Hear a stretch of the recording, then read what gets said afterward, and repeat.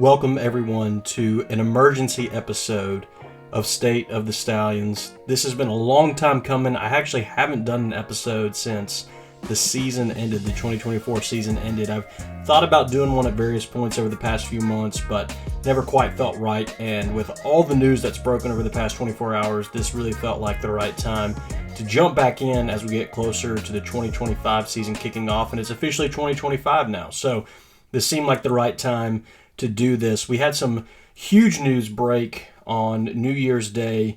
Stallions general manager Zach Potter is leaving the team to become the general manager of the Sacramento State Hornets.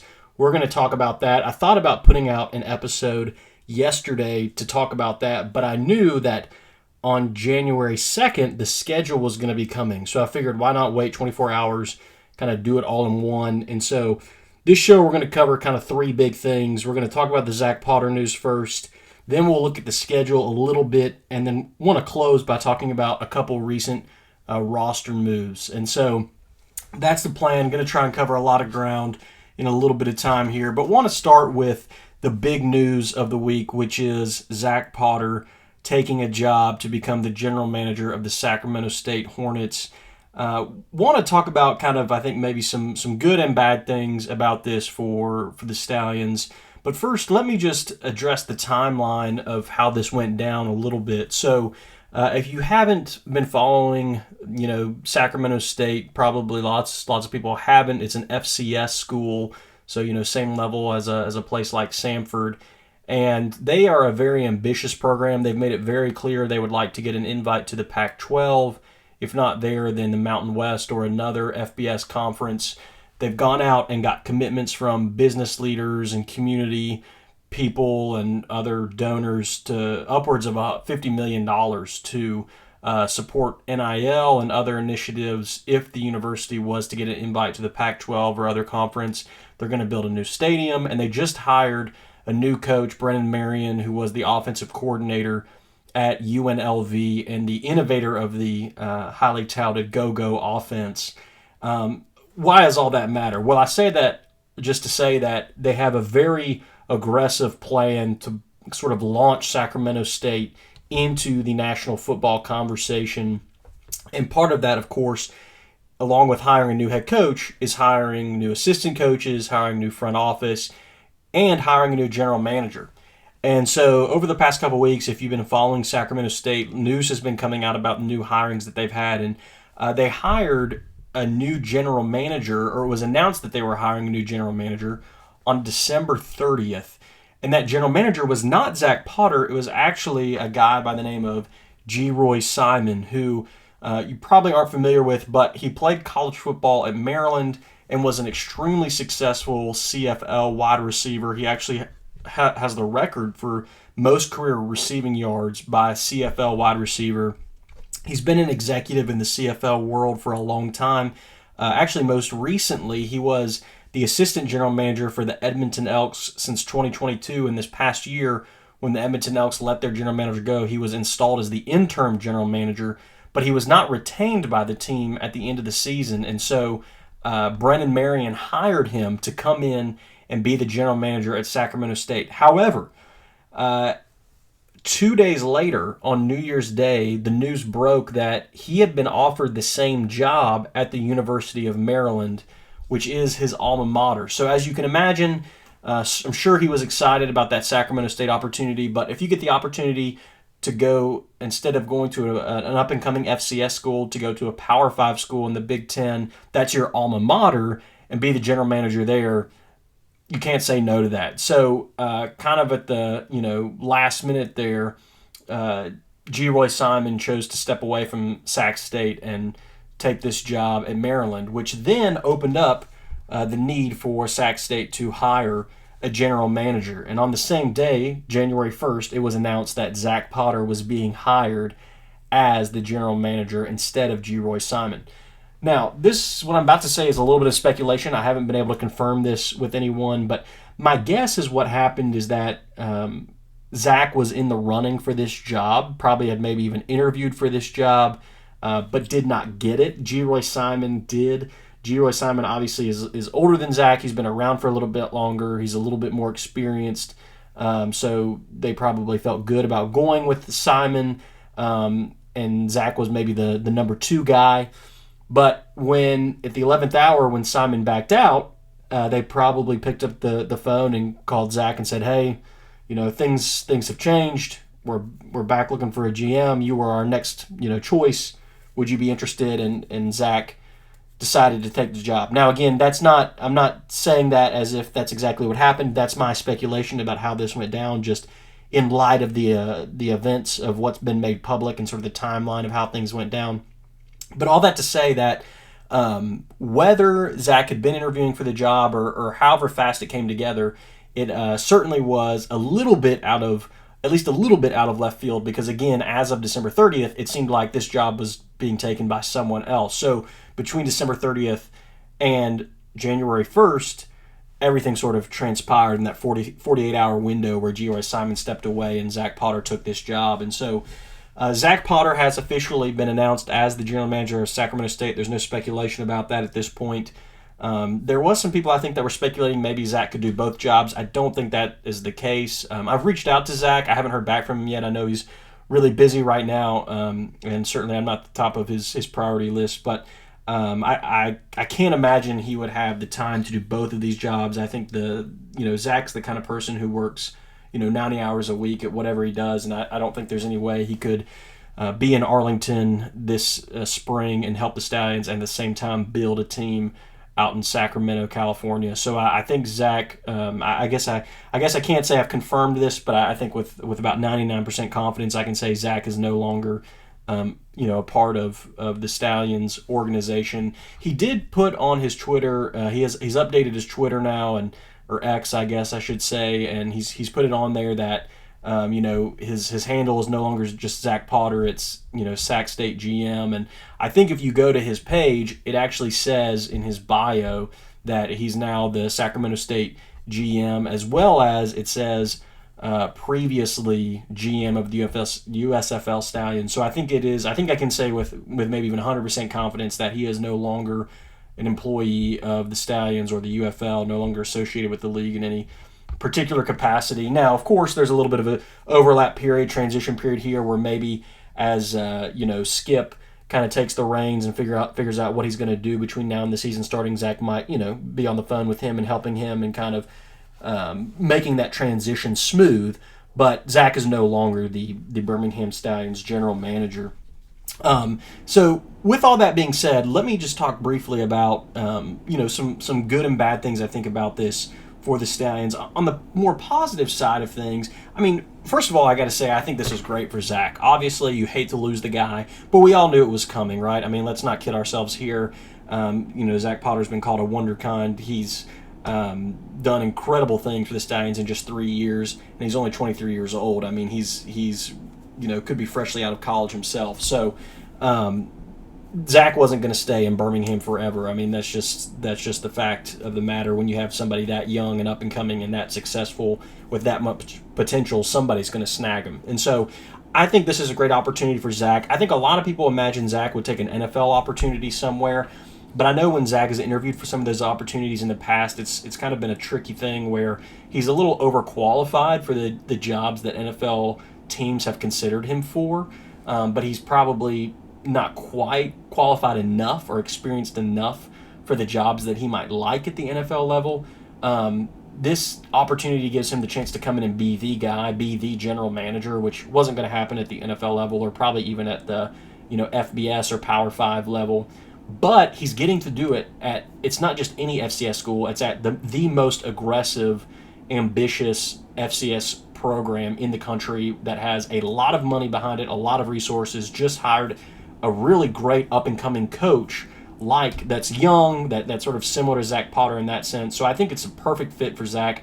I think there's a good chance that a couple years from now, Sacramento State will be looking back, they'll have had a ton of success, and whether it's with Brennan Marion or otherwise, I could see Zach moving on to some other great opportunity in college or even in the NFL. Zach did actually have more of a college background when he came to the Stallions. He did some things with Nebraska and with a community college in Iowa as a scout and that sort of thing. So he's got a lot of college connections and a college background, and so I think this is actually a really good fit for him.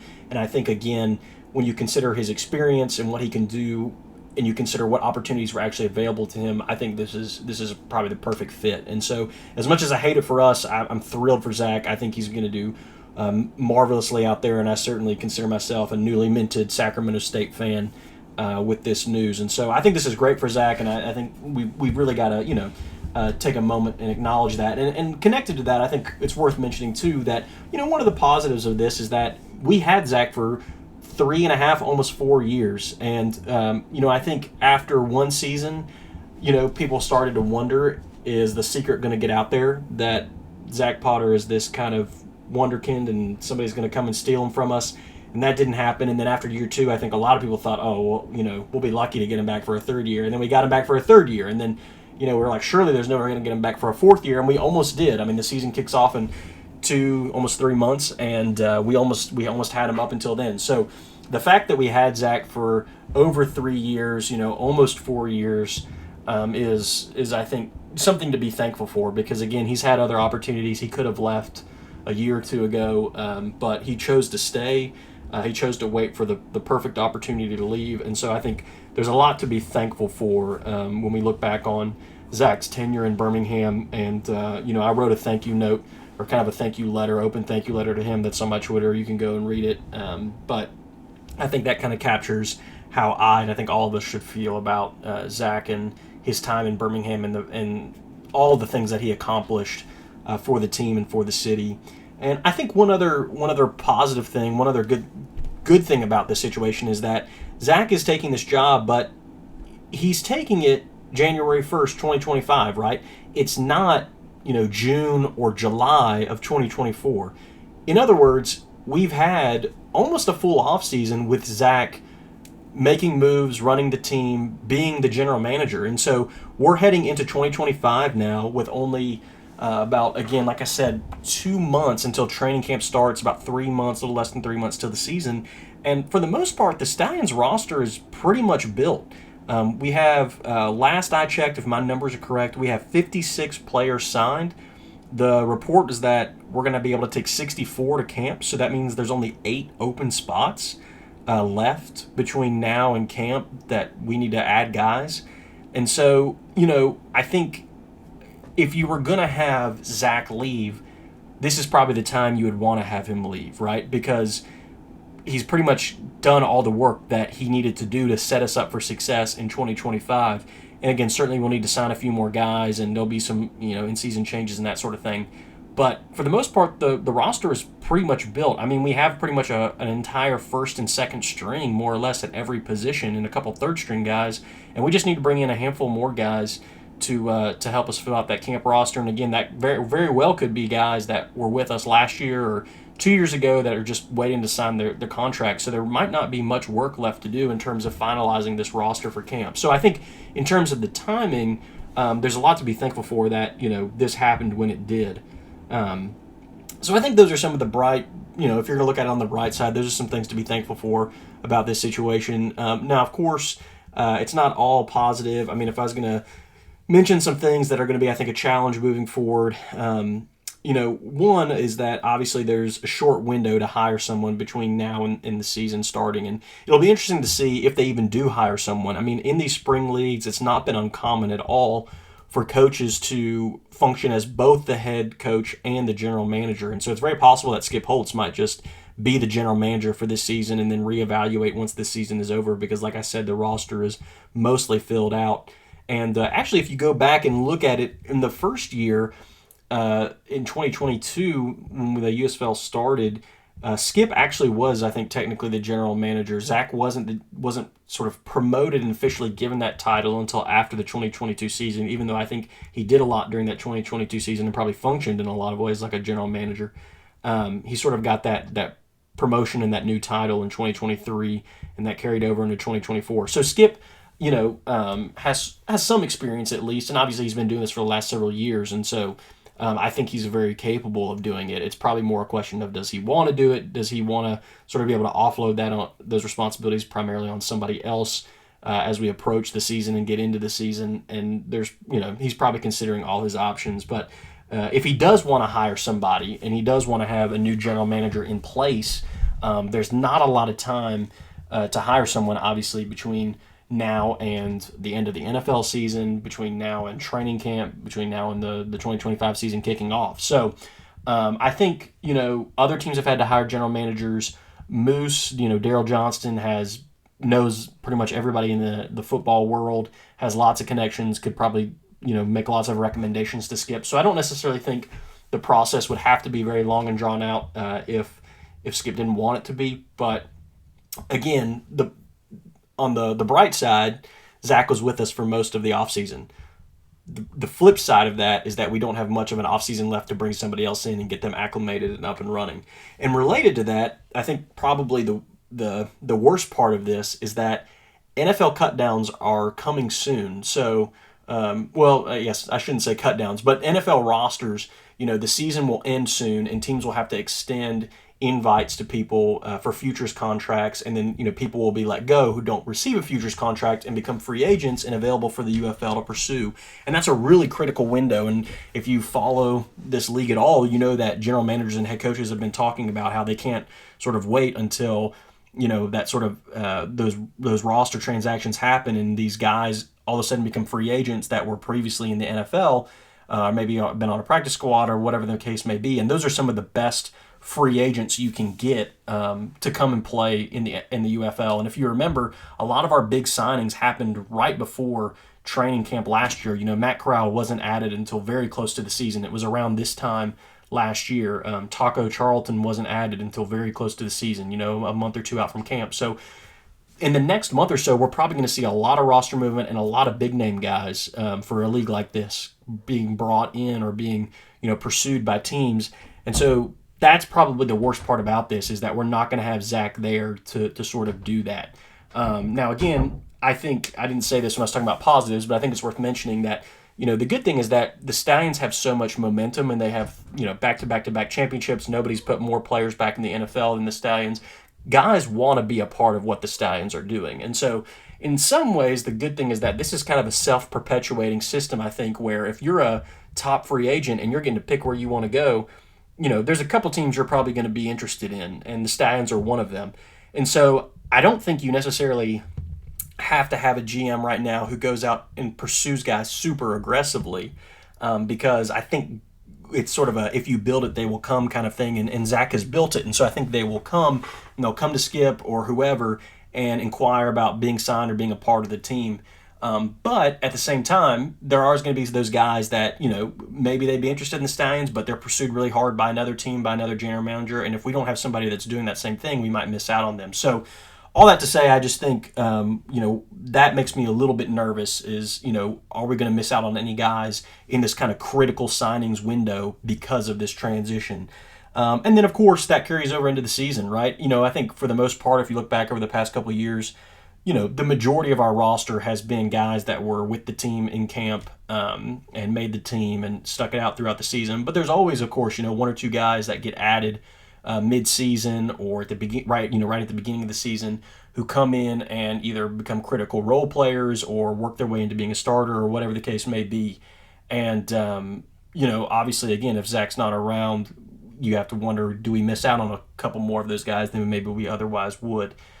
So I think those are some of the things, obviously, to be worried about. But again, I would rather it be this way, where we have our roster pretty much filled out and we risk potentially losing out on a few guys right before the season or during the season, than the other way around, where we have an entire offseason without Zach, where we're sort of rebuilding and we have to bring in a brand new GM to rebuild the whole roster. And thankfully, we've avoided that by having Zach up until this point. And so on the whole, again, I think this is obviously you don't want to lose a guy like Zach Potter, but I think if we're going to have to, I think this is about a good way to do it for us and for him.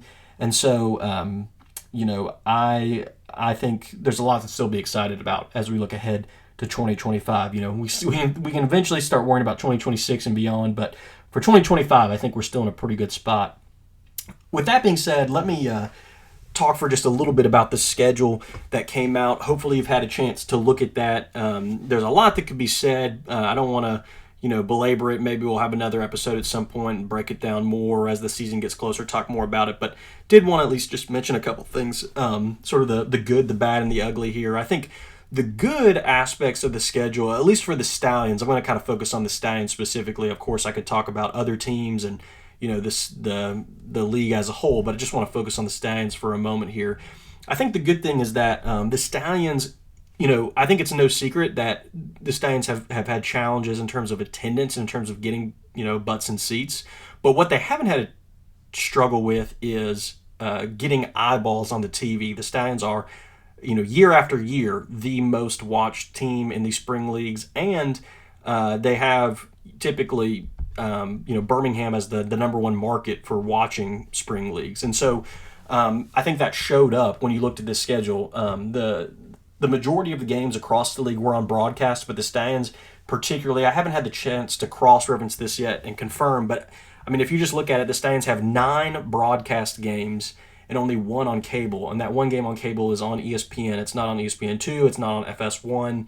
And of those 9 games, 7 are on Fox. And, maybe some of that is just the way it shook out. But I've got to imagine that that's not entirely an accident, that Fox, has built a relationship with the sort of USFL side of these teams, has built a relationship with the city of Birmingham, likes what's happening there, especially in terms of viewership, and probably lobbied to get a lot of Stallions games on TV. Again, maybe that's incorrect, but that's how I'm interpreting it at least. And again, when 70% of your games are on Fox, I mean, I think that says something. Again, I haven't checked other teams, but I doubt many, if any, other teams have that many games on Fox. And again, to have 90% of your games on broadcast, I know the vast majority of games will be on broadcast this year, which I think is great, but certainly they didn't want to relegate the Stallions at any point to ESPN2 or FS1 or anything like that. And it's only the first week that they're on ESPN on cable. Every single game after that, they're on broadcast television, whether it's Fox or ABC. So I think the Stallions are must-watch television, as everyone who follows this stuff at this point, really knows and realizes to be the case. I think the other good thing about this schedule is that we're getting a couple Friday night games, and I'm cautiously optimistic about that. Again, maybe in another episode we can talk more about it, break it down further, but I think it's got potential. I think, certainly in the South, there's a culture of Friday night football. In the spring, you kind of can have that culture without competing with high school, which I think is unique. People can go to the game on a Friday night and still make their weekend plans a Saturday, Sunday, and not have to worry about competing with other things. I mean, I don't know in the spring off the top of my head of any consistent Friday night things that regularly happen that would make it a challenge for people to attend Stallions games. So, of course, there's going to be one-off things like concerts and so on and so forth. But I think there's some good potential that people will show up on a Friday night, hopefully. And we've got 3 of those games. They all come in the first half of the season. 2 of them are home games. So our first 2 home games will be Friday night home games. And, who knows? Maybe that'll end up being a total flop. But I don't know. I like the idea. I think it has potential. I'm excited about it. I think it could be really good. And so I'm going to chalk that up as a positive, and I think we'll be pleasantly surprised, or at least our expectations will be met in terms of the energy of kind of those Friday night games. And so I think those are some of the good things about the schedule. I think some of the not so great things, I was surprised that the Stallions are not the opening game on Friday, March 28th. Their first game will be on Sunday, March 30th at DC. That is an away game. For those of you that haven't seen this or heard it mentioned, Monster Jam is that opening weekend at Protective Stadium. So unfortunately, the Stallions just couldn't host a home game in week 1. But on top of that, they're not in the opening game on Friday night on week 1, which just really surprised me. And I will say that, the unfortunate thing about this is the UFL is not the NFL in the sense that their teams don't own their stadiums. They can't have first dibs on when things happen. And so a lot of the calendar probably gets filled up and blocked off, and you got to kind of make do with what you got. And so, it's very possible that the Stallions, that they wanted the Stallions on that opening Friday night game, but there was just no way to make it happen with all the other constraints that they were working with. Who knows? I do know that DC, the soccer team, there, DC United, has a game on Saturday. And so maybe it was too tough of a turnaround for the Stallions to play at DC on Friday night and then turn around and have a soccer game Saturday morning or something like that. So that could be a factor. It's hard to say. But I do think it's disappointing that the Stallions aren't the opening game for 2025, being the champs, not getting to play at home, not getting to be that first game. I mean, last year they didn't get to play at home, but at least they went to Arlington on the road, the XFL champions. and got that kind of, first marquee matchup. They have St. Louis at Houston instead on that first Friday night. Not really sure how compelling that game is, but again, for whatever reason, that's the route they had to go, or that's the route they chose to go. And so I think that's a little bit of a bummer. Related to that, we don't have a home game until week 3. I mean, I don't hate that. I don't think that's in some ways that's a positive and a negative, I think. I mean, it's a little bit of a negative because I think usually, 3-time champs, you expect like a week 1 home game, but again, that just wasn't feasible with Monster Jam. And so, that just kind of is what it is. So I think it's a little bit of a bummer for the guys. But on the other hand, it is kind of a positive in the sense that, we get a couple of extra weeks to kind of build anticipation to sell tickets. We had that last year and had, I think, a good opening environment on our first game when we got to finally play at home a couple weeks into the season. So it's a little bit of a bummer, but it's also an opportunity for the team and for the ticketing department. So hopefully, that works out well. One thing that is a little bit of again, kind of a positive and a negative. I mean, on the bright side, we do have 4 night games this year. 2 of those are away, 2 of those are home. The bummer is that they all are kind of, particularly the home night games, are at the beginning of the season. So our first 2 home games are both night games, and then from there on out, it's kind of, midday or early afternoon. And if anything, you'd kind of wish it was flipped around because obviously the weather will be a little bit cooler earlier in the season, and if you're going to have a game earlier in the day, it's a little bit, more manageable in April, at least again in terms of the weather, than, mid or late May. The way that it works out, we get these night games in April, and then we've got these, midday or afternoon games in May when it could start to heat up a little bit. So I think that's a little bit of a little bit of a bummer, but it is what it is. As long as you have these spring leagues, you're going to deal with the heat in the deep south and the thunderstorms and all that kind of stuff. So the weather's unavoidable, but would have maybe liked to have seen a night game a little bit later into the year, not just at the beginning of the year. But again, I think it's nothing to cry about too much. But, I think one other kind of downside of the schedule that we've got is that we do have 3 straight home games in the middle of the season. Again, with the way the stuff works out, you can't always control it. It's just there's lots of constraints. But I don't love it when any team gets, 3 or 4 straight home games or something like that. It's just, I think, hard to sell tickets consistently right now in a league like this when you're still kind of building a fan base and to get people to come back week after week after week. I mean, certainly there are committed season ticket holders that will do that, but when you're trying to bring in new people and that sort of thing, people might be interested in coming one time.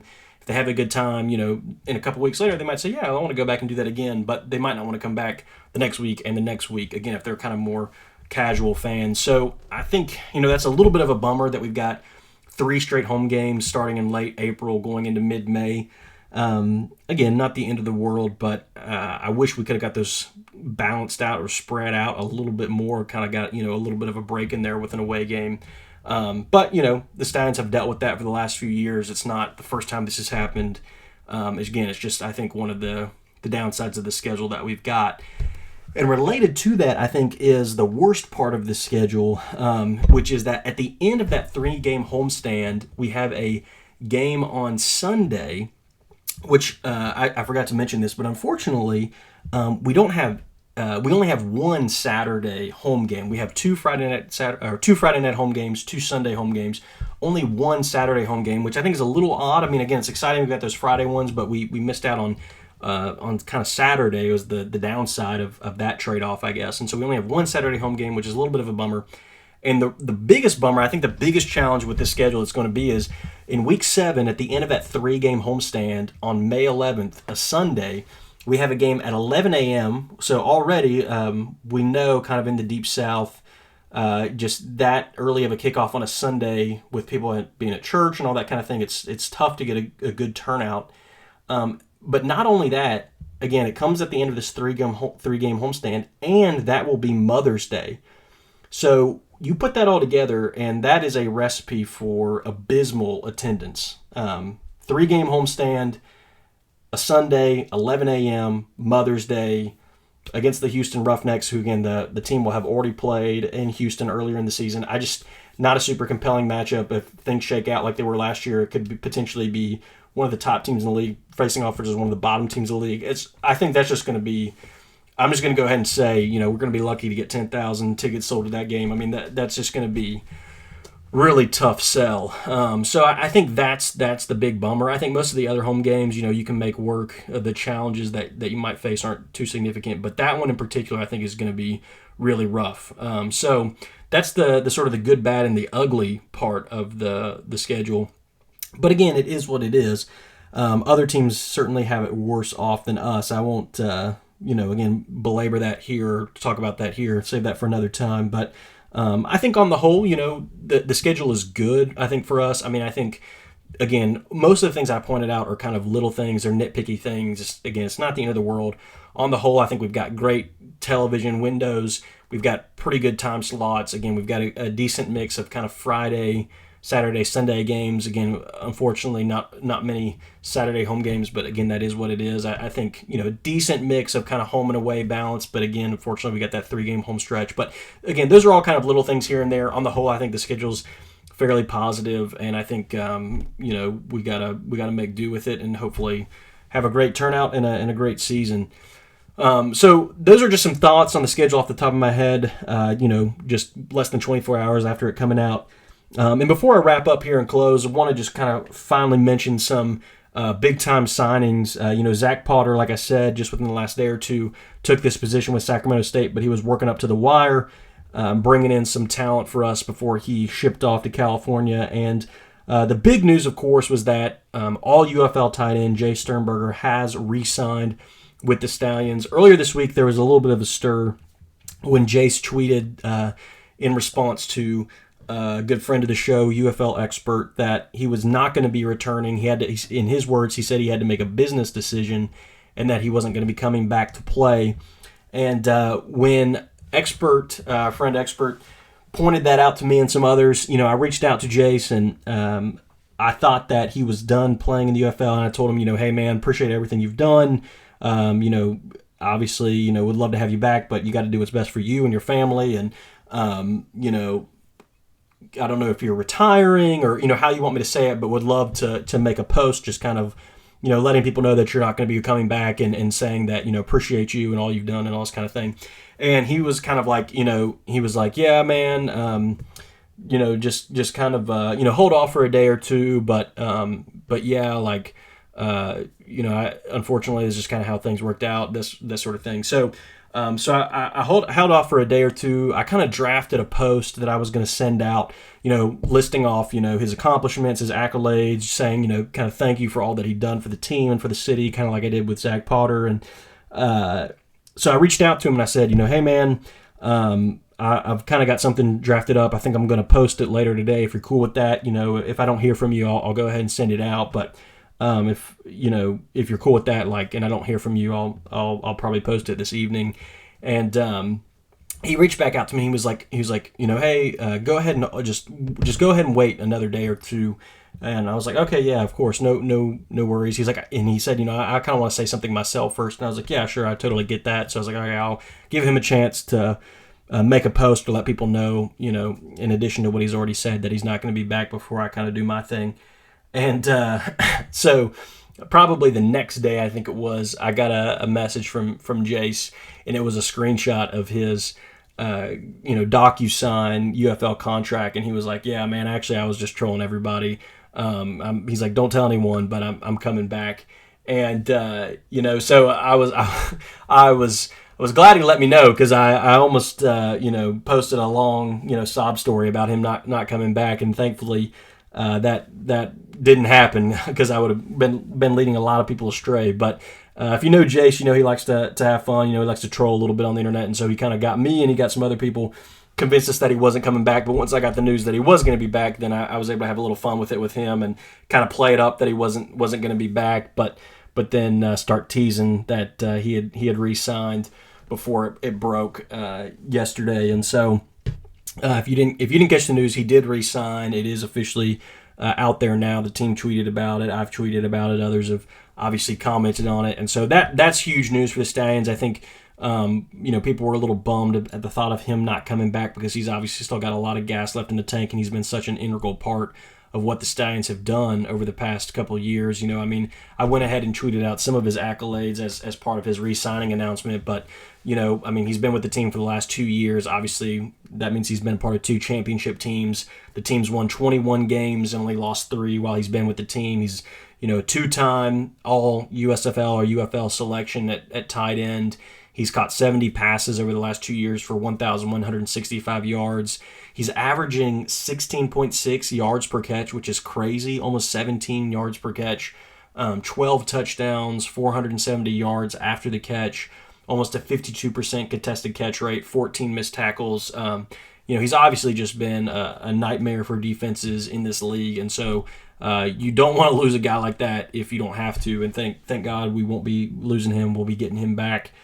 And the nice news on top of that was I kind of got a tip yesterday as I was kind of waiting on the Jace Sternberger news to break that La'Michael Pettway might be coming back. I actually talked to him yesterday afternoon and he kind of reached out to me, and then I reached out to him and was like, hey man, are you planning on coming back? And he told me he was, and so waited for it to break when the team posted it. But I knew that him, and I think there's going to potentially even be some other guys from the 2023 team coming back, but kind of wait to see what that would happen, or if that would happen. And he was certainly one of those guys, and it broke yesterday. Like I said, I talked to him, and then it broke with the league, publishing their transactions that he is back, which is also huge for the team. I mean, if you remember in 2023, he kind of, I think, joined the team either right before the season or maybe a couple weeks into the season, and was a great addition.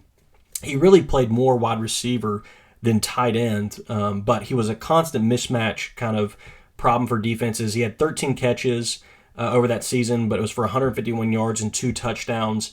Very similar to a Jordan Thomas type of guy, where he was very much utilized in certain situations, especially down in the red zone.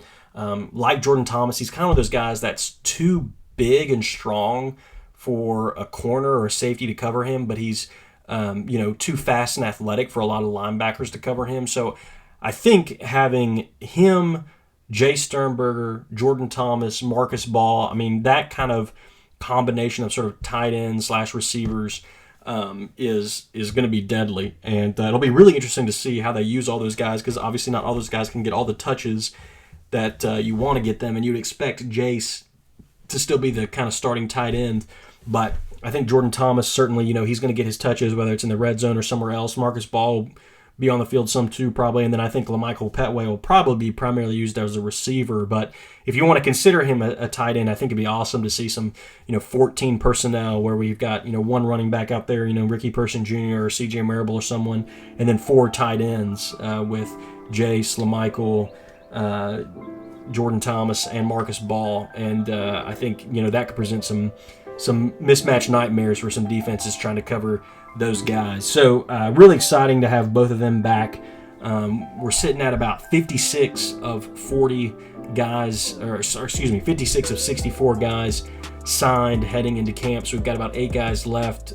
Certainly some guys from last year, from 2023, would be great to see if we could get them back, but then also potentially some guys that we could bring in from current NFL teams that aren't going to get a futures contract. And again, we'll have to see how all that shakes out without Zach Potter being around, and seeing if we're either going to get a new GM or Skip's going to just kind of take care of that for the next month or two as we head into the season. So we'll stop there for today. This sort of got a little bit longer than I planned as usual, but hopefully that gives you an update on the last 24 hours. We've kind of entered into 2025, so the season is a couple months away, and the news is going to start kind of coming at you like an avalanche, and that really kicked off with a bang here with the new year.